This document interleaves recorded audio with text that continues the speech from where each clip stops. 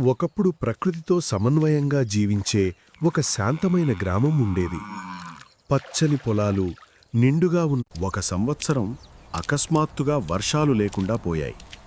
ఆకాశం మేఘాలు లేక వెలవెలబోయింది. బావులు, చెరువులన్నీ పూర్తిగా ఎండిపోయాయి.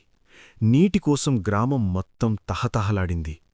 ప్రకృతి నీరు, మేత లేక పశుపక్షులు తీవ్రంగా అలమటించాయి.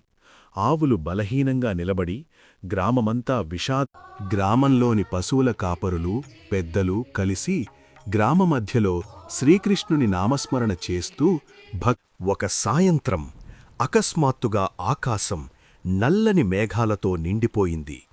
ఉరుములు వినిపించాయి.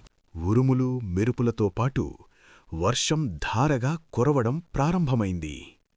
ఎండిపోయిన భూమి తడిసి చెరువులు నిండిపోయాయి. పొలాలు మళ్లీ పచ్చగా మారాయి. పశుపక్షులు ప్రశాంతంగా జీవించసాగాయి. ప్రజలు శ్రీకృష్ణునికి కృతజ్ఞతలు తెలియజేస్తూ భక్తితో నమస్కరించారు.